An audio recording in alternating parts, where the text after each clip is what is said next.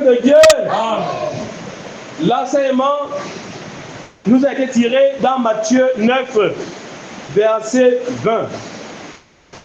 Il est écrit: et voici une femme atteinte d'une perte de sang depuis 12 ans, s'approcha par derrière et toucha le bord de son vêtement. Peuple de Dieu, ici, il s'agit du ministère de Jésus-Christ. Quand Jésus-Christ était dans le monde, quand il opérait des miracles, quand il guérissait les foules, quand il enseignait la parole de Dieu. Nous sommes bel et bien dans le livre de Matthieu. Nous connaissons tous l'histoire de Matthieu. Donc Matthieu était un collecteur d'impôts. À l'arrivée de Jésus-Christ, qu'il avait trouvé, n'est-ce pas, au péage. Il a dit: Matthieu, ta place n'est pas là, suis-moi. Il s'appelait d'abord Lévi. Après, son nom avait changé par Matthieu. La transformation de l'homme. Notre Dieu est capable de nous amener dans les hauteurs. Notre Dieu est capable de nous transformer charnellement et spirituellement. Alors, c'est bon quand c'est Dieu qui te change. Mais c'est pas bon quand c'est l'homme qui te change. Vaut mieux que Dieu nous te transforme. Parce que la transformation de Dieu dure longtemps. Voilà. C'est dans le livre de Matthieu que l'Éternel nous parle ce soir. Comme je le disais, il s'agit là de l'histoire d'une femme. L'enseignement nous parle d'une femme atteinte d'une perte de sang pendant 12 ans, 12 bonnes années. Mais il a fallu l'arrivée de Jésus-Christ pour que cette femme puisse retrouver la santé. Cette femme qui a duré malade, sa maladie a mis du temps. Elle souffrait, elle saignait. Maintenant, il a fallu que Christ arrive au temps de la grâce, au temps de la bénédiction, au temps de la restauration, au temps de la délivrance, pour, n'est-ce pas, venir décanter la situation de cette femme. Peuple de Dieu, cet enseignement, tu l'as déjà écouté quelque part. On te l'avait enseigné d'une manière ou d'une autre. Mais dans notre ministère, l'Église au royaume de Dieu, nous, on va vous présenter cet enseignement selon le jeu de l'Éternel, selon la doctrine de Jésus-Christ, selon, n'est-ce pas, le spirituel. Voilà. Il s'agit là, nous allons prendre quelques éléments dans cet enseignement. Nous allons prendre la femme. Nous allons prendre le sang. Nous allons prendre 12 ans. Nous allons prendre le vêtement. 4 éléments. Nous savons que c'est une femme qui était malade, qui perdait le sang pendant 12 ans. Et cette femme, pour obtenir la guérison, pour avoir la guérison, il a fallu que cette femme puisse toucher le vêtement de Jésus-Christ. Et elle a retrouvé la guérison grâce à sa foi. Donc on prendra 4 éléments: la femme, le sang, 12 ans et vêtements. Cet enseignement, je ne sais pas, quand tu l'avais écouté quelque part, si on t'avait décortiqué cet enseignement-là de la sorte, mais aujourd'hui, tu vas découvrir certaines choses, certains éléments que tu n'as jamais écoutés quelque part. Voilà la puissance de notre ministère. Peuple de Dieu, nous connaissons la femme. La femme, c'est notre mère. Le nom de la femme, nom commun de toutes les mamans. Dès que tu es, quand tu es enfant, on t'appelle fille. Mais quand tu commences à grandir, tu deviens une femme. Femme, nom commun de toutes les mamans. Nous connaissons que la femme, c'est la femme. Oui, mais dans ce contexte, cette femme-là est à l'image de quoi sur le plan spirituel? C'est de ça dont il est question. C'est bien beau de présenter les enseignements charnellement, mais nous avons plus besoin du spirituel. Parce que nous devons, n'est-ce pas, servir Dieu en esprit et en vérité. En esprit. Alors, nous devons aussi comprendre les Écritures en esprit. Charnellement, nous connaissons tout ce qu'on appelle la femme. Mais ici, il ne s'agit pas de la femme que nous connaissons charnellement. Oui, d'une part, mais d'autre part, spirituellement, c'est quoi l'image de cette femme? Peuple de Dieu, cette femme est à l'image de l'Église. Cette femme est à l'image de l'Église. Prophète. Pourquoi cette femme est à l'image de l'Église? Oui. C'est écrit dans la Bible, comme je l'ai toujours enseigné, que je ne vais pas vous enseigner ce qui n'est pas biblique. C'est biblique. Il a fallu que, au temps de la grâce, qu'on nous présente la femme comme l'Église, une Église parfaite, irréprochable, une Église sans tache, ni ride, ni rien de semblable. Une Église soumise, n'est-ce pas, à son époux. L'Église est à l'image de la femme, parce que l'Église est l'épouse de Jésus-Christ qui est le patron de l'Église. Voilà. Il existe, n'est-ce pas, un mariage entre Jésus-Christ et l'Église. Vous avez constaté que dans la Bible, on dit l'homme quittera son père et sa femme et s'attachera. L'homme quittera son père et sa mère et s'attachera à sa femme. Les deux formeront une seule chair. C'est biblique. L'homme quittera son père et sa mère s'attachera à sa femme et les deux formeront une seule chair. Il y a la version charnelle qui est dans Genèse. Il y a la version spirituelle qui est dans Éphésiens. La version spirituelle qui est dans Éphésiens nous dit l'homme quittera son père et sa mère s'attachera à sa femme. Les deux formeront une seule chair.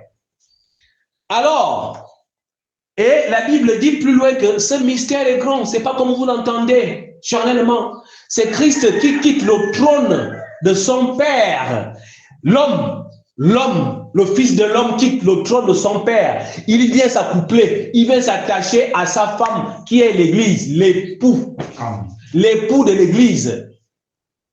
Il vient s'attacher à l'Église. Il forme une seule chair, un seul corps. Voilà pourquoi on parle du corps du Christ. Nous sommes membres du corps du Christ.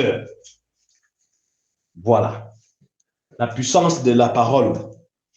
Voilà la femme dont il est question, qui n'a rien à voir avec le charnel qui est dans Genèse. Le spirituel, cette femme est à l'image de l'Église, du corps du Christ. Pourquoi cette Église sera sans tache, ni rien de semblable? C'est-à-dire, cette Église sera sans image, sans représentation, sans statuette, sans, n'est-ce pas, une image qu'on va vénérer. Voilà l'Église sans tache, ni ride, ni rien de semblable. La femme, l'image de l'Église. Voilà. Mes prophètes, nous allons confirmer cela où dans la Bible? Allez-y, dans Éphésiens chapitre 5, à partir du verset 27 à 32. Éphésiens chapitre 5, à partir du verset 27 à 32. Vous allez comprendre l'histoire. Alors, peuple de Dieu, vous savez, dans la Bible, il y a des textes d'affermissement. Là où on dit que Dieu vous bénisse, que Dieu vous affermisse, que Dieu soit votre consolateur. Oui, mais il y a les textes explicatifs. Là où on vous explique les choses spirituelles. Mais l'homme d'aujourd'hui n'aime pas qu'on l'explique les choses spirituelles. Il préfère quand on lui caresse, n'est-ce pas, au sens du poil. Il adore ça. Mais alors, il est question que l'homme doit connaître le spirituel. C'est ça le plus important. Alors, on est en train de décortiquer un passage qu'on a écouté partout, qu'on ne maîtrisait même pas, mais on s'arrêtait en haut. On arrive au niveau du sang. Le sang qui coulait. Comment le sang va couler sur la femme? Si on a dit, la femme c'est l'église, mais comment le sang va couler à l'église? Le sang coulera à l'église. Ce sang est à l'image du péché. Quel péché? Le péché originel qui coule dans les églises aujourd'hui. Voilà. Le péché originel a miné les églises aujourd'hui. Et l'homme ne veut pas quitter dans ce péché. Voilà comment la femme saigne. La femme saigne depuis Kalakala, depuis des années, la femme saigne. Le sang coule. C'est spirituel, c'est l'église. Le sang est en train de couler dans l'église. Mais prophète, comment le sang va couler dans l'église? C'est à cause du péché originel, c'est à cause de l'iniquité, le péché extrême qu'Adam et Ève avaient commis. Prophète, qu'est-ce qui s'est passé? Une parenthèse. Souvenez-vous qu'il y en avait des interdictions dans le jardin d'Éden. Quand Dieu pouvait dire à Adam, tu mangeras de tout arbre, mais l'arbre de la connaissance du bien et du mal ne touche pas. Et à Ève, le diable est passé par Ève, ils ont commis le péché, ils ont transmis le péché à Adam par la séduction. Ils ont désobéi à la volonté de l'Éternel, à la loi de l'Éternel. Maintenant, vous allez constater, c'est juste une parenthèse, parce qu'on ne peut pas entrer en profondeur, c'est tellement profond. Vous allez constater que Dieu parlait de l'arbre. L'arbre. Mais depuis le commencement, l'homme n'a pas compris le sens de l'arbre. D'autres diront, c'est la fornication. Mais comment Dieu sera compte de ce qu'il a dit? Si c'est la fornication qu'ils ont commis dans le jardin d'Éden, mais comment il a encore béni Adam et Ève? Soyez comme expliquez-vous, comment on va encore parler de la fornication? Non. Ils ont dit non, ils ont mangé la pomme, l'orange. Non, c'est pas ça. L'arbre, l'homme est à l'image de l'arbre. L'homme est à l'image de l'arbre. Voilà pourquoi Dieu a parlé de 3 types d'arbres. L'homme est à l'image de l'arbre. Dans ces 3 types d'arbres, il y en avait l'arbre de la vie au milieu du jardin. L'arbre là qui n'avait pas été touché. La preuve est que Dieu avait dit, comme l'homme connaît déjà le bien et le mal, empêchant l'homme de toucher l'arbre de la vie qui est au milieu du jardin, et ils ont mis les chérubins protecteurs pour veiller sur l'arbre de la vie. Et l'arbre de la vie, c'était qui? Jésus-Christ. Jésus-Christ pouvait dire, je suis quoi? Le chemin. La vérité est là. Hein? Oui. Hey. Une parenthèse seulement. Voilà, l'arbre de la connaissance du bien et du mal avait été touché. Et c'était quoi? L'agneau. Adam et Ève gardaient les bêtes, gardaient les animaux. Ils ne les tuaient pas. Ils mangeaient que des fruits. Mais le diable a séduit Ève. Ils ont commencé à tuer. Voilà comment le sang a commencé à couler dans le jardin d'Éden. Dieu a dit à Adam, garde le jardin, préserve, cultive. Garde le jardin, préserve, cultive. Adam avait l'œil direct sur tout ce qui vivait dans le jardin d'Éden. Il devait les protéger parce que le jardin était encadré par 4 fleuves qui arrosaient le jardin. Ce fleuve-là avait 4 bras qui arrosaient le jardin. Et dans le fleuve, il y en avait le poisson qui vivait dedans. Mais Adam était sur la terre ferme. Il avait l'œil direct, la surveillance directe sur tout ce qui vivait dans le jardin d'Éden. Voilà pour l'instruction que Dieu l'avait donné, que garde, préserve Adam, préserve. Mais la femme est arrivée. Comme on a approché dimanche, que la femme aime pousser l'homme à la boue. Quand on nous dit que derrière un grand homme se cache une grande femme, la femme se dit que comme je suis grand, non, ce n'est pas la grandeur, ce n'est pas la hauteur, ce n'est pas ta taille, non, c'est une femme sage qui met son mari devant. C'est ça qu'on appelle grande dame. Qui dit, tu es responsable, c'est toi le patron, moi je suis derrière toi, je t'appuie. Avec les enfants, c'est ça qu'on appelle grande dame. Une parenthèse aussi. Alors, l'arbre de la connaissance du bien et du mal qui avait été tué parce que l'homme est à l'image de l'arbre. Mais Dieu qui nous avait montré, c'est là que l'homme est à l'image de l'arbre. Non seulement dans le jardin d'Éden, qui est l'arbre de la vie, mais quand Jésus-Christ avait maudit le figuier qui ne produisait pas de fruits, alors comment Jésus-Christ va maudire un arbre qui n'a pas produit de fruits alors que ce n'était pas sa saison? Allez-y comprendre, c'était l'homme. Jésus-Christ voulait que l'homme puisse porter ses fruits. Quels fruits? Galates 5, 22. Les fruits de l'esprit. L'homme devait marcher dans l'amour, dans la bonté, dans la fidélité. C'était le vouloir de Jésus-Christ. Voilà pourquoi il avait maudit l'arbre. C'était l'homme que Jésus-Christ avait maudit. Que désormais, tu ne produiras plus, on ne mangera plus de ton fruit. Parce que Jésus-Christ était fâché. Que à beau enseigner, à beau exhorter, l'homme ne voulait pas changer. C'était ça. Voilà pourquoi l'homme est à l'image de l'arbre. Alors, c'est là la connaissance du bien que l'homme avait tué. C'était quoi? C'était un animal. Parce que l'animal connaît le bien et le mal.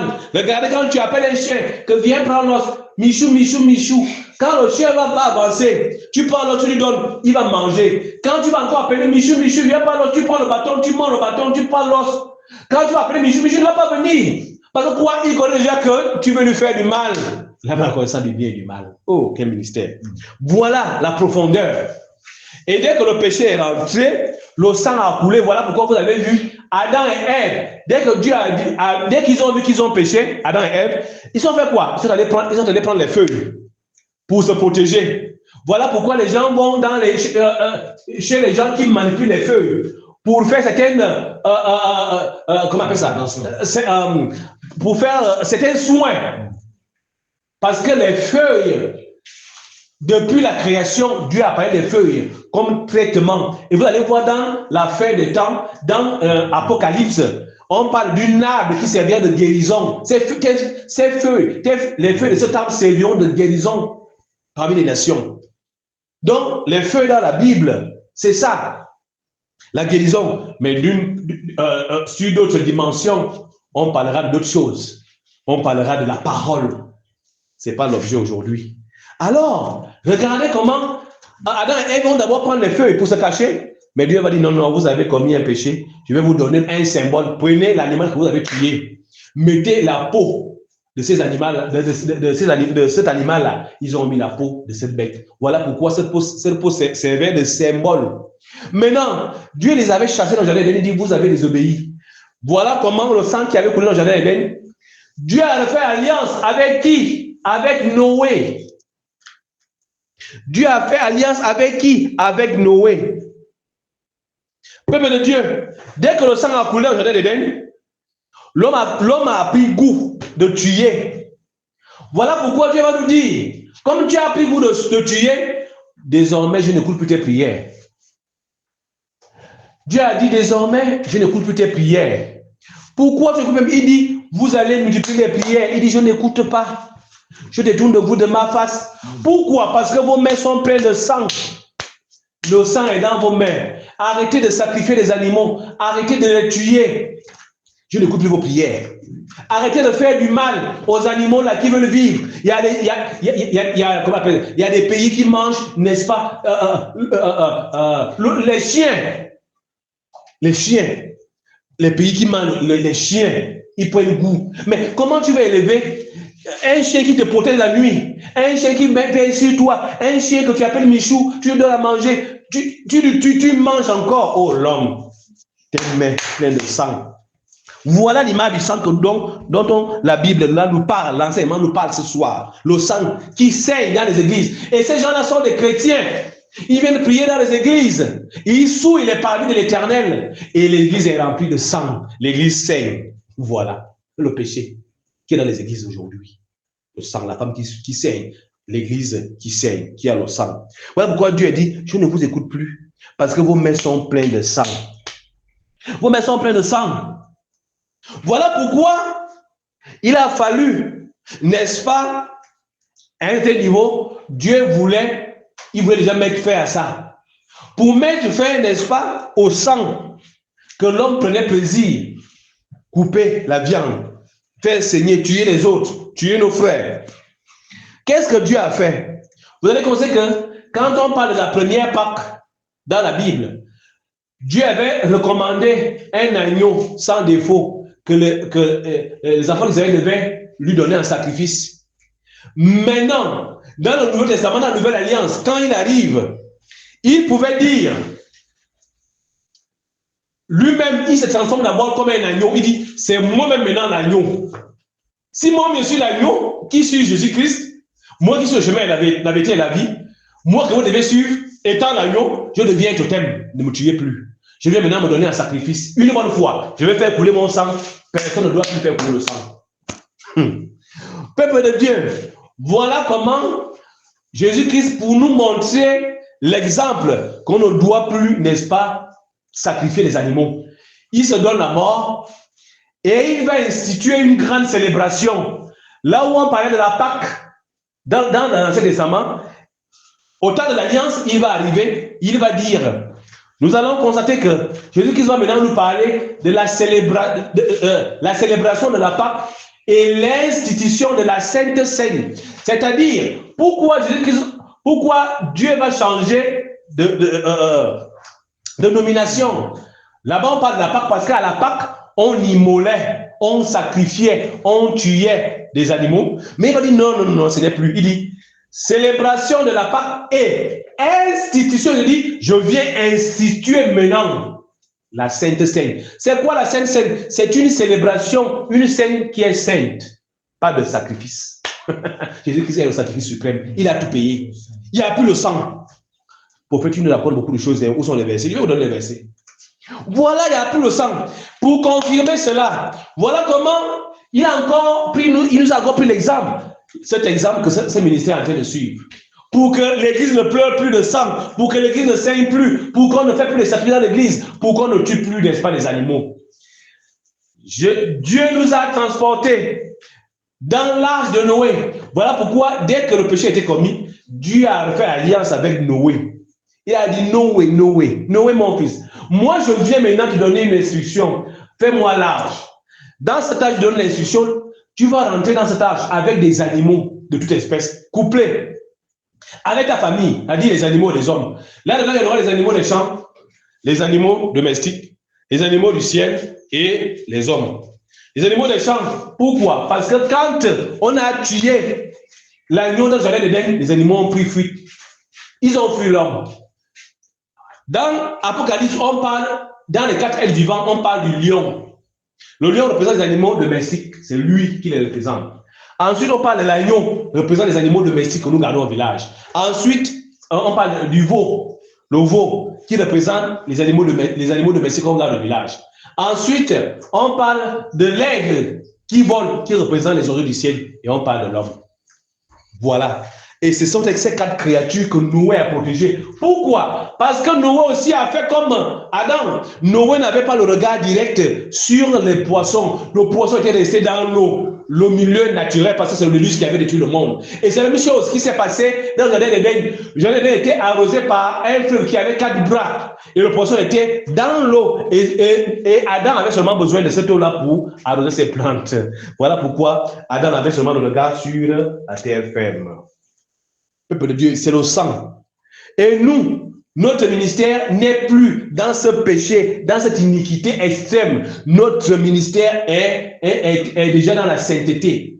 Voilà pourquoi nous préservons les animaux des champs, les animaux domestiques, les oiseaux du ciel et les hommes. On préserve leur vie. On ne les tue pas. Mais pourquoi nous mangeons le poisson? C'est parce que Jésus-Christ lui-même, étant l'agneau, quand il arrive dans le monde, parmi ses premiers miracles, dans Matthieu 14, à partir du verset 14, il va nourrir les foules. Il va nourrir les foules, les chrétiens, n'est-ce pas, avec du poisson. Voilà pourquoi nous aussi, on se nourrit avec du poisson. À l'image de Jésus qui dit, soyez mes imitateurs. Comme lui-même étant l'agneau, nous on respecte notre thème, on ne tue plus. On ne mange plus les animaux, nous on tue seulement ce que lui-même il a fait. Il a nourri les foules avec le poisson, nous aussi on se nourrit avec du poisson. Voilà pourquoi dans le ministère, on ne mange que du poisson à l'image de Jésus-Christ. Que Dieu vous bénisse. Amen. Alors, ça c'est le sang. Nous on n'est plus dedans. Nous sommes dans l'âge de Noé. On arrive 12 ans. Nous connaissons tous 12 ans. Il y a les élèves ici. 12 ans. 1 an, 2 ans, 3 ans, 4 ans, jusqu'à 12 ans. C'est 12 ans, c'est 12 ans. Maintenant 12 ans, c'est 12 ans.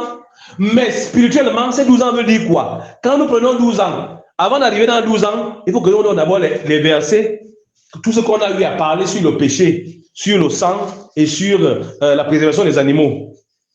Allez-y, dans l'Apocalypse 5, verset 9. Tout ce qui est comme sang, comme péché et préservation des animaux et autres. Parce qu'il faut qu'on vous donne les versets d'appui. Allez-y dans Apocalypse 5, verset 9. Allez-y dans Ésaïe chapitre 1, verset 15 à 17. Ésaïe chapitre 1, verset 15 à 17. Allez-y dans Luc 22, verset 7. Vous descendez. Luc 22, à partir du verset 7, vous descendez.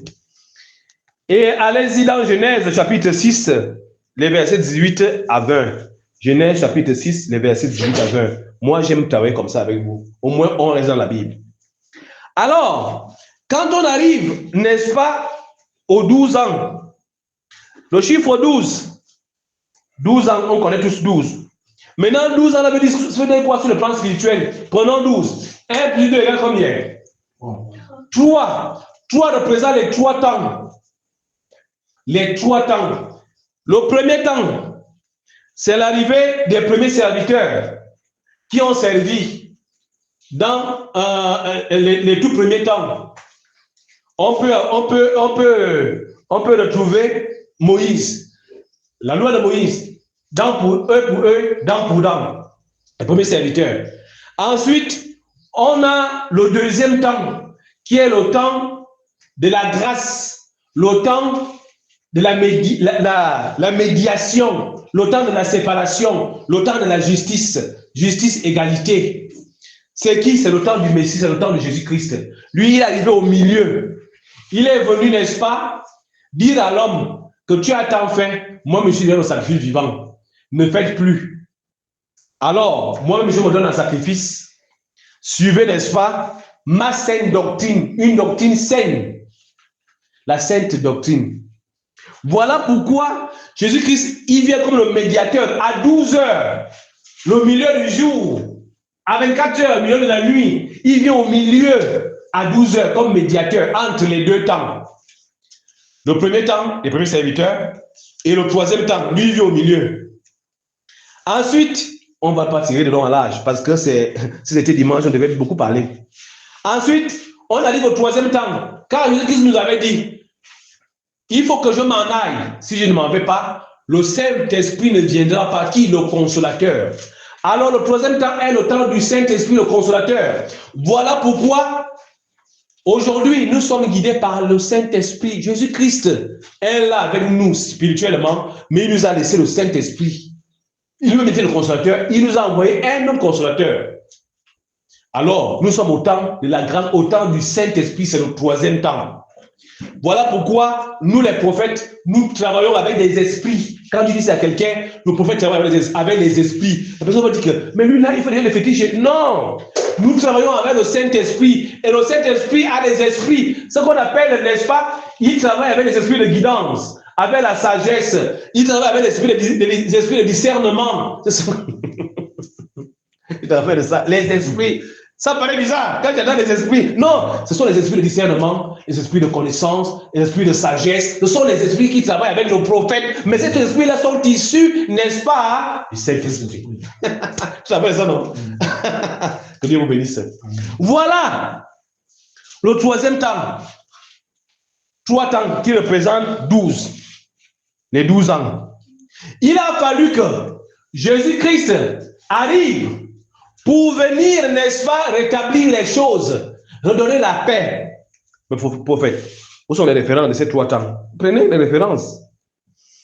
Le premier temps, allez-y dans Jérémie, chapitre 7, verset 27. Jérémie, chapitre 7, verset 27. Deuxième temps, Jérémie, chapitre 7, verset 27. Premier temps, l'arrivée des premiers serviteurs. Jérémie, chapitre 7, verset 27. Deuxième temps, Jean, chapitre 11, verset 9. Jean chapitre 11, verset 9. Et le troisième temps, Zacharie 14, verset 7 à 9. Troisième temps, Zacharie 14, verset 7 à 9. Ésaïe 28, verset 12. Ésaïe 28, verset 12. Jean 16, verset 7. Jean 16, verset 7. Voilà. Mais, la Bible nous dit, cette femme avait retrouvé la guérison pendant 12 ans. C'est en allant, après 12 ans, en allant toucher le vêtement, ou encore la Bible parle même du bord, le bord du vêtement de Jésus-Christ. C'est là où il a trouvé la guérison. Mais oui, il a fallu que Jésus-Christ arrive comme médiateur, comme le consolateur. Il a fallu qu'il arrive comme le premier, n'est-ce pas, consolateur des hommes, avant de retourner au Père, en nous laissant le Saint-Esprit de Dieu. Voilà au temps de Jésus-Christ, quand il est venu au temps de la grâce, il a fallu que l'Église soit sauvée. L'Église soit sauvée, l'Église de son Père soit sauvée. Voilà pourquoi l'Église qui saignait ne devait plus saigner. L'Église devait simplement suivre, nous tous autant que nous sommes, nous devons maintenant suivre, n'est-ce pas, la saine doctrine, la véritable doctrine de Jésus-Christ, car il a une doctrine propre. Mangeant seulement les légumes et les poissons, c'est une doctrine propre, animal de Jésus-Christ qui nourrissait les foules, n'est-ce pas, avec du poisson. C'est une doctrine que Jésus-Christ a amenée au temps de la grâce. C'est le temps là que l'homme a retrouvé la santé. Voilà pourquoi l'Église a retrouvé la santé au temps de la grâce. Et nous sommes au temps de la grâce de Jésus-Christ, car c'est son royaume. Il dit, c'est moi-même le royaume de Dieu. C'est son royaume. Alors, la doctrine de Christ, ceux qui aiment les notes, quand on parle de la doctrine de Christ, la sainte doctrine que lui-même il a amenée, cette doctrine propre, qui n'a pas de sacrifice, qui n'a pas de sang qui coule, qui n'a pas, n'est-ce pas, les animaux qu'on immole. Lui-même étant déjà l'agneau, on ne doit plus tuer. Allez lire dans Jean chapitre 19, Jean 19, verset 23 à 24. Jean 19, verset 23 à 24. Jean 7, verset 16. Jean 7, verset 16. Là, on parle de la doctrine de Jésus-Christ, la véritable doctrine que nous devions suivre. Alors, peuple de Dieu, c'est quoi, n'est-ce pas, le vêtement? Dès que la femme a touché le vêtement, elle a retrouvé la santé. Le vêtement, c'est une tunique. La tunique, c'était un vêtement. Et la tunique, là, parce que la Bible dit, dès que la femme a touché cet espace, le bord de la tunique, du vêtement, elle a trouvé la guérison. Alors, Dieu veut te dire aujourd'hui, dès que l'homme est rentré, n'est-ce pas, au temps de la grâce, dès que l'homme a contemplé la doctrine de Jésus-Christ, dès que l'homme a touché la tunique, le vêtement qui est l'image de la sainte doctrine de Jésus-Christ, l'homme a retrouvé le salut. L'homme a retrouvé la paix, l'homme a retrouvé la guérison, l'homme a retrouvé la restauration, l'homme a retrouvé la paix. Parce que pendant que Moïse disait eux pour eux, dents pour dents, Jésus-Christ a dit non, moi je suis au temps de la paix, au temps de la grâce. Voilà pourquoi ton entrée au temps de la grâce est symbolisée, cette guérison est symbolisée par la nouvelle doctrine que nous enseignons ici. Prophète, c'est quoi la nouvelle doctrine que nous enseignons ici? Voilà pourquoi dans notre ministère, il n'y a pas de veillée de nuit. Pourquoi? Parce que la Bible nous dit l'homme doit veiller sur ses comportements afin qu'il ne tombe pas dans le péché. Voilà la vraie doctrine de Jésus-Christ, la sainte doctrine. Dans notre ministère, nous donnons la dîme qu'une seule fois dans l'année. Voilà la vraie doctrine parce que Abraham aussi a donné la dîme à Melchisedec une seule fois par an. Et la Bible confirme que la dîme c'est une seule fois par an. Nous allons en parler prochainement en détail de la dîme. Et vous montrer combien de fois Dieu a voulu que la dîme soit seulement une seule fois par an. Ce n'est pas ce qui se passe dans les églises aujourd'hui, dans l'escroquerie. Tu ne peux plus épargner, tu ne peux plus investir, tu ne peux plus rien faire. Chaque mois, il faut amener l'argent à l'église. Chaque mois, il faut amener l'argent à l'église, la dîme. Mais à quel moment tu vas prendre les 30 000 que tu donnes là, les 20 000 que tu donnes là pour épargner? Voilà pourquoi le ministère est venu pour changer les choses. La sainte doctrine est arrivée. La nouvelle doctrine est arrivée. La doctrine qui donne le repos à tout le monde est arrivée pour dire que fini l'esclavagisme, fini les veillées de nuit, fini les dîmes de tous les mois, mais venez au lieu du repos. Voilà le lieu du repos. Toi qui as du repos, voilà le repos auprès de l'Éternel. Voilà l'image, n'est-ce pas, du troisième temps qui va nous donner le repos, le temps de la grâce, l'image du vêtement qui est à l'image, n'est-ce pas, de la doctrine de Jésus-Christ, qui est une doctrine propre et que nous appliquons dans notre ministère. Que Dieu me bénisse, qu'il protège tout le monde. Si on était à dimanche, on devait aller de long en large. Comme aujourd'hui c'est mercredi, jour de la louange, on est obligé de couper cet enseignement pour que prochainement on pourra en parler, mais que Dieu veille sur tout le monde et que Dieu vous bénisse. Amen. Amen.